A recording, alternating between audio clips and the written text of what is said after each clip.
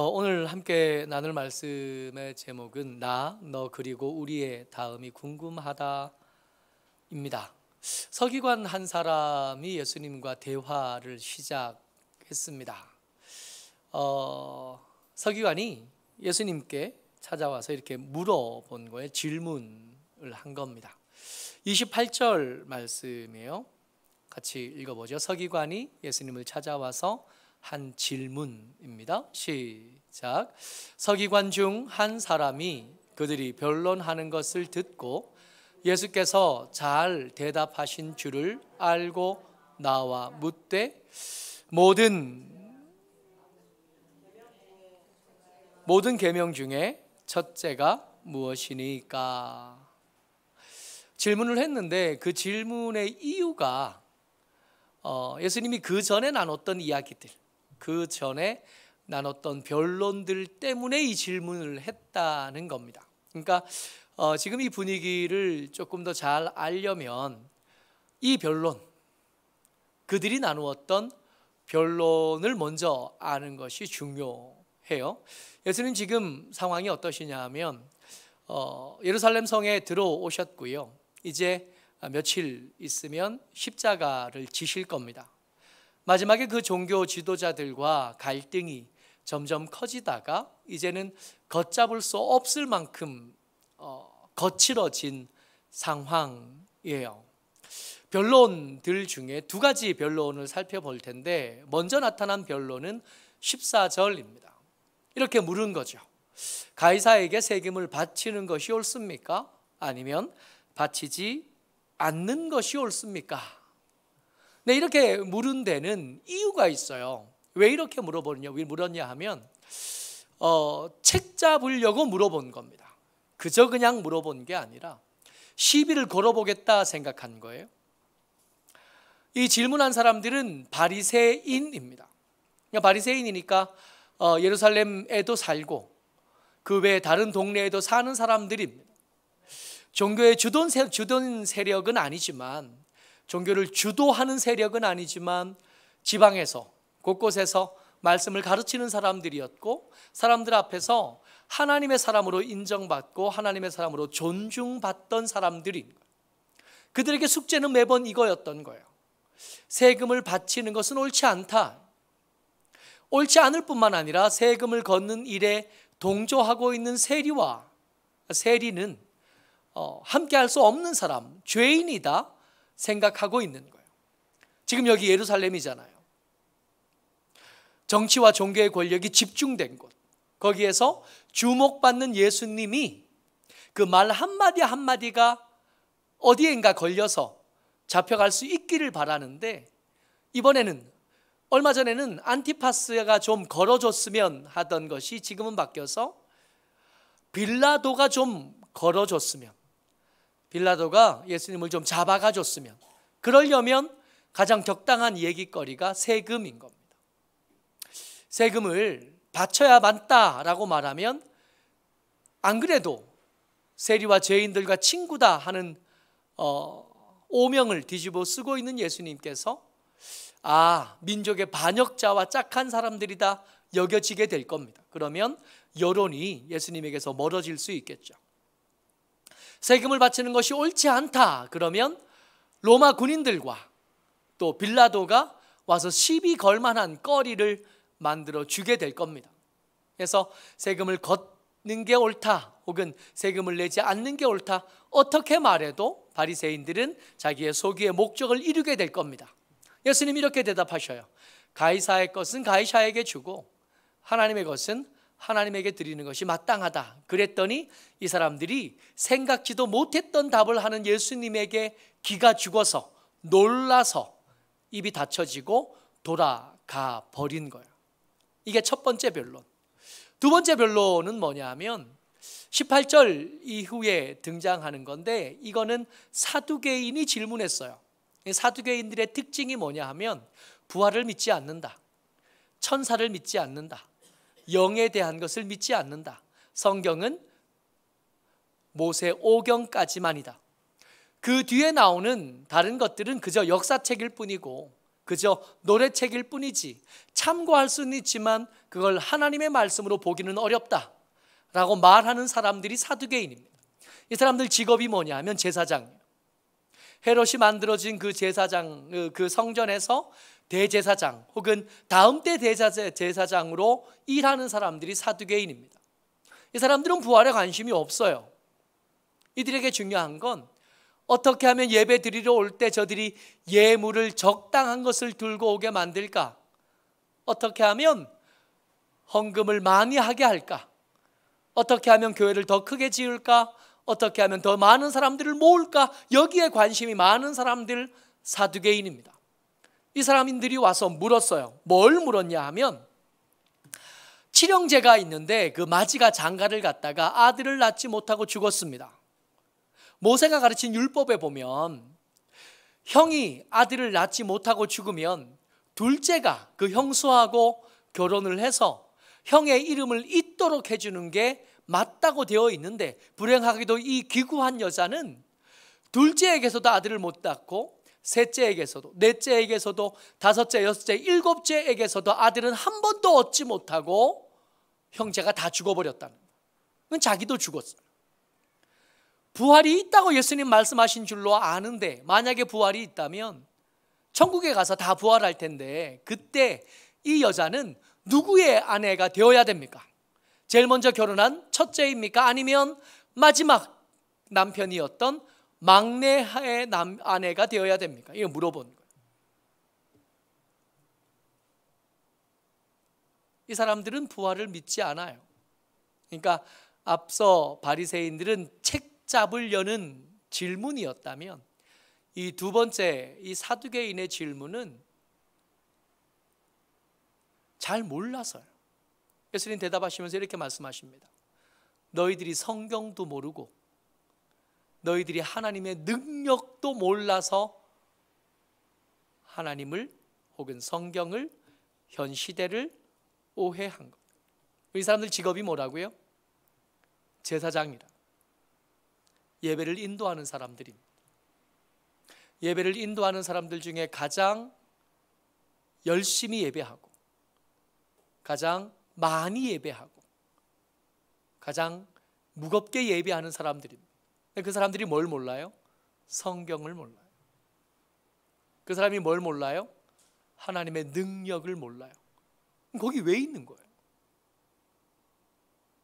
성경도 모르고 하나님의 능력도 모르면서 거기 왜 있는 겁니까? 오해한 거예요. 그냥 무식해.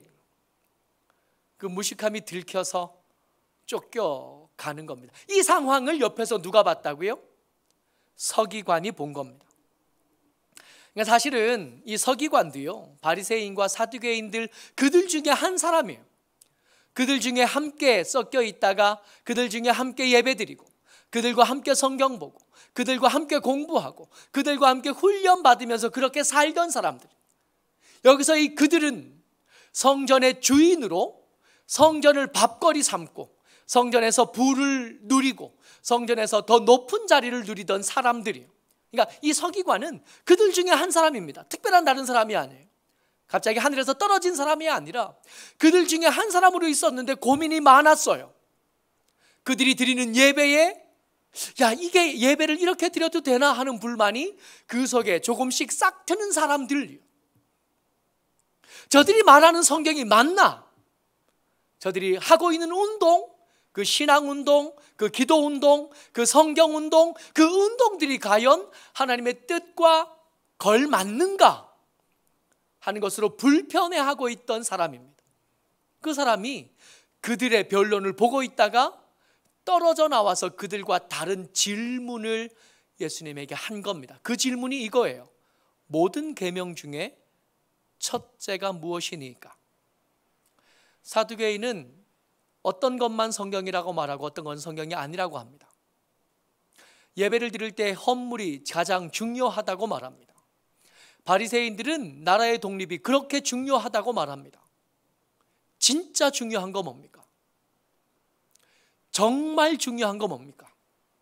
이 사두개인은 같이 예배하고 같이 훈련받던 사람들 중에 도무지 동의할 수 없는 것들을 발견했고 그것 때문에 불만을 가지고 있다가 그 변론을 부끄럽게 만들고 그 별을 놀라게 만든 예수님에게 진짜 궁금해서 질문한 겁니다. 여러분들과 제가 기억하고 반드시 붙잡아야 될 거 이거예요. 그럼 질문하셔야 돼요. 물어보셔야 돼요. 성경을 읽을 때 그저 그냥 덮어놓고 앞에서 말한 거니까, 어릴 때 들어봤던 거니까, 그러니까 이게 당연히 옳겠지. 아니요. 성경은 그렇게 읽는 거 아닙니다. 어쩌면 성전이 지어진 지 40년이 넘었으니까 거기서 예배드리기 시작할 때 처음 사두개인이요, 처음 성전에서 예배드리는 사람이 이렇지 않았을 것 같지 않아요? 처음에는 어떻게든 예배를 회복하고 믿음을 회복하고 신앙을 회복하게 하려고, 사람들을 거기에 오게 하려고 정말 열심히 애쓰지 않았을까요? 나라를 잃어버린 백성들에게 소망을 주려고 그 소망을 다른 데서 찾지 않고 말씀에서 찾으려고 무던히 애쓰던 사람들이, 그 사람들이 바리새인 아니었겠어요? 근데 시간이 지나면서 그게 익숙해지고 성과가 조금씩 생겨나면서 그 속에서 이제 질문하지 않게 된, 어떻게 하면 예배를 더 잘 드릴 수 있겠는지, 어떻게 하면 성경을 더 잘 읽을 수 있겠는지가 아니라 어떻게 하면 더 부자가 될 수 있겠는지, 어떻게 하면 더 높아질 수 있겠는지만 생각하다가 앞에서 하는 사람들의 모습을 그대로 그냥 따라만 한 거예요. 물론 어릴 때야 엄마 기도하는 모습 보고 기도 배우고, 엄마 예배하는 모습 보고 예배를 배우고, 엄마가 신앙하는 모습을 보면서 신앙을 배우는 게 맞습니다만은, 머리가 좀 굵어지고 나면, 생각할 수 있게 되어지고 나면, 유아세례 받았던 아이가 입교하고 그 시간이 지나고 나면 내가 믿는 예수님이 누군지, 하나님이 어떤 분이신지, 왜 그렇게 무서운 하나님이셔야만 했는지, 왜 그렇게 오래 참으셔야 되는지 한번 물어봐야 되지 않겠어요? 성경을 읽으면서 오늘 들었던 설교만 기억하는 게 아니라, 목사님이 오늘 전했던 그 설교가 진짜가 맞는지, 혹시 틀린 건 없는지.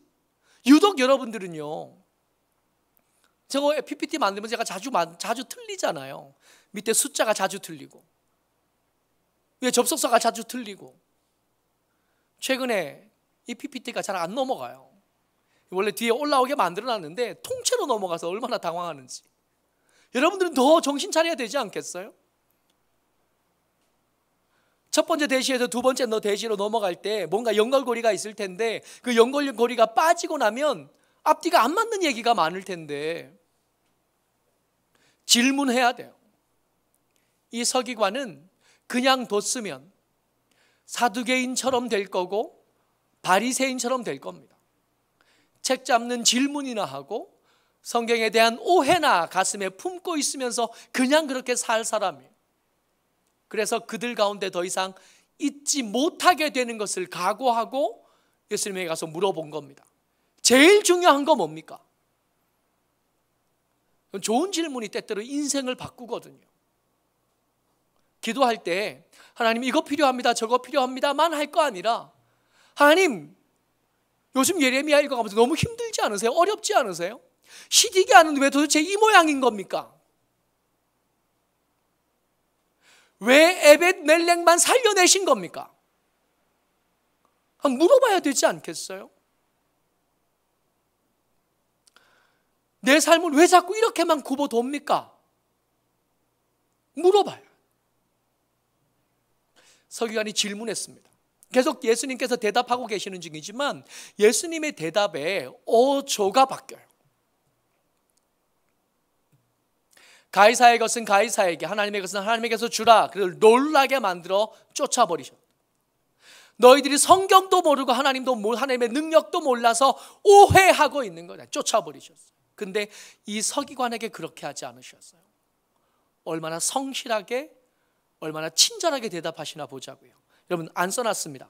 29절, 30절, 31절 이 제대로 질문한, 계속 변론만 하시다가 제대로 질문한 서기관에게 예수님께 대답하신 거예요. 같이 한번 읽죠. 29절, 30절, 31절입니다. 시작. 예수께서 대답하시되 첫째는 이것이니 이스라엘아 들으라.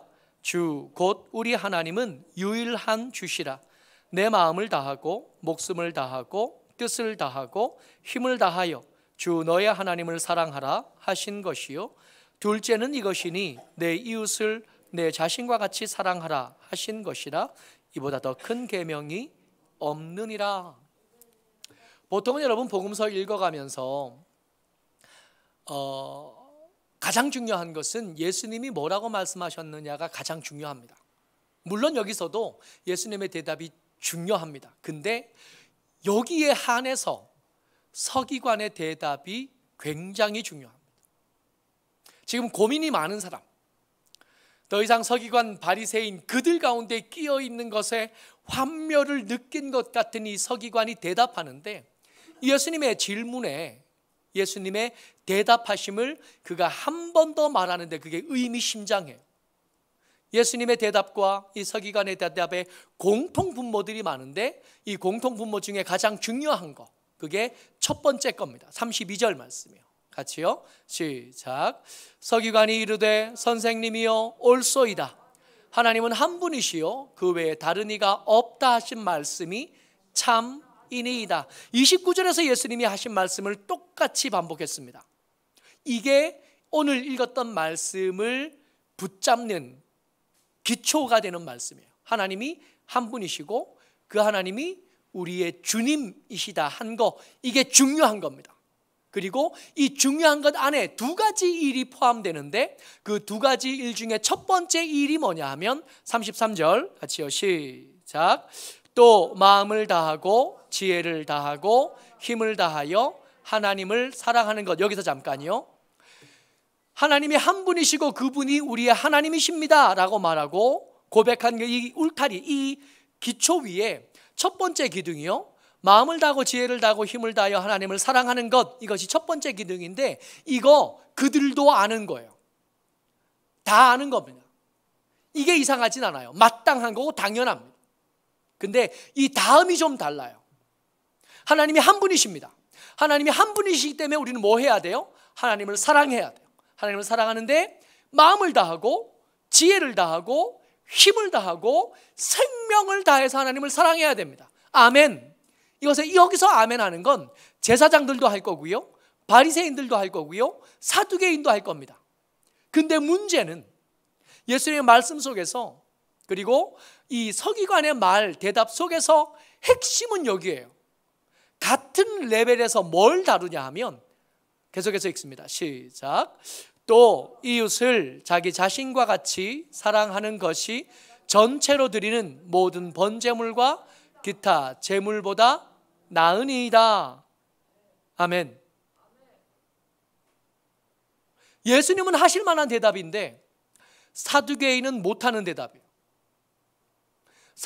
사두개인들에게 사람은 용도가 뭐냐 하면 자기들이 섬기는 예배, 자기들이 주인된 성전에 돈 가지고 오는 사람이거든. 섬겨야 될 건 하나님. 사람은 그 섬기는 객체이지 섬김의 대상은 될 수 없어요.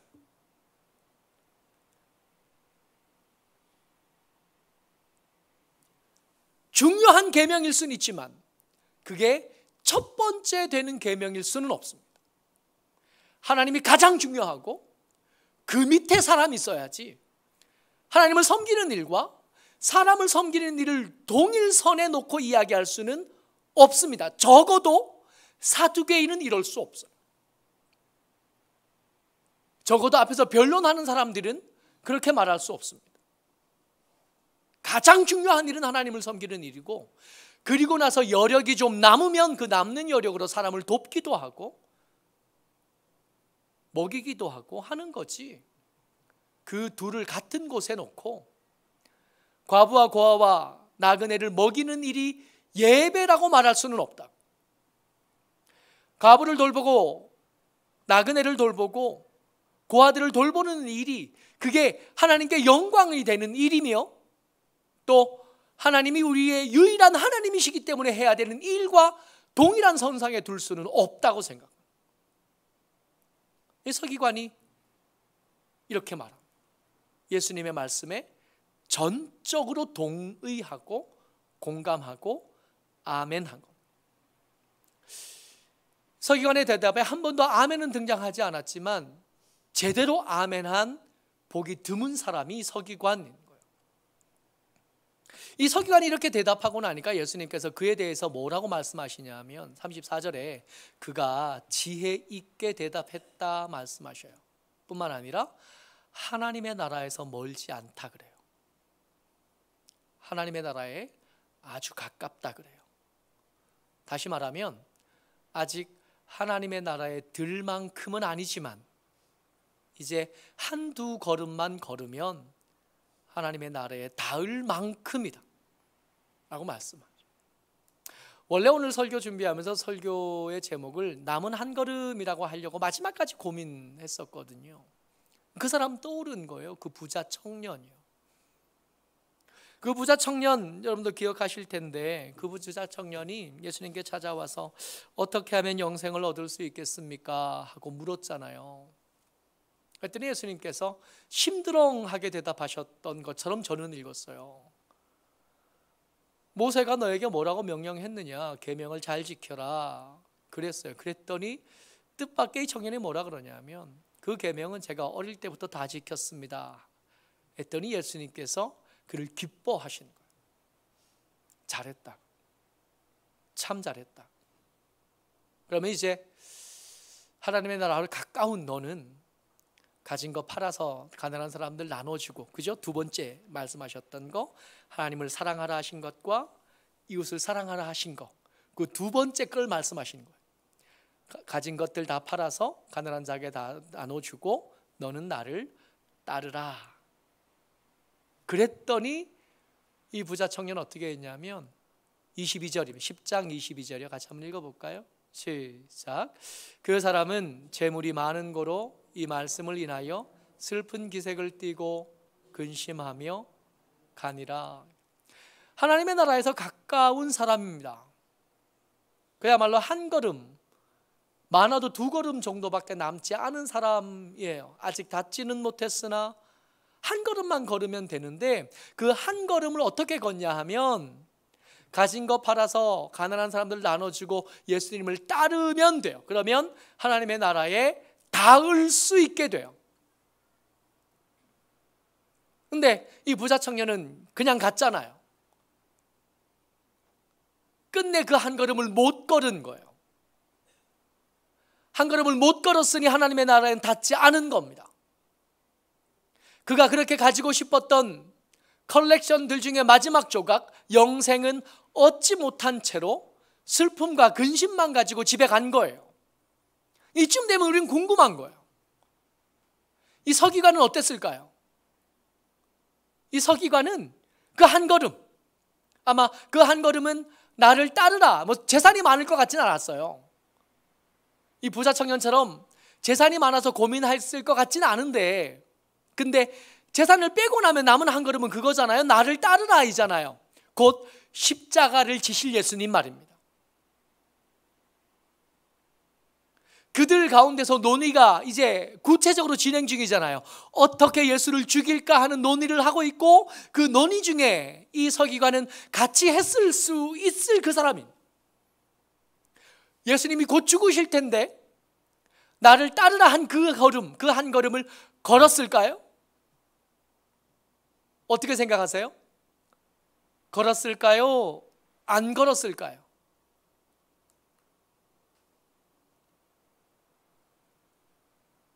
우리는요, 우리도 예수님에게서 가깝기, 영생과 구원에서 가깝기로 따지면 우리보다 가까운 사람은 어디 있겠어요? 이 떼약볕들 이 휴가철에 여기 와서 이러고 있는데, 상황과 형편과 사정은 어떠했든지 여기 오는 거 쉽지 않았는데 여기까지 온 것만 봐도 우리도 적어도 서기관만큼은 가깝습니다. 그 부자 청년만큼은 우리도 가까워요. 가까운 여러분들과 제게 남은 한 걸음은 나를 따르라일 겁니다. 어쩌면 서기관이 그 다음에 어떻게 됐을까를 기록하지 않은 건 의도인 것 같아요. 궁금해하라고. 서기관이 걸었겠냐? 너는 어떠냐? 우리는 어떨까요? 마지막 한 걸음 그 걸음 걸어서 그 영생과 구원에 닿을까요?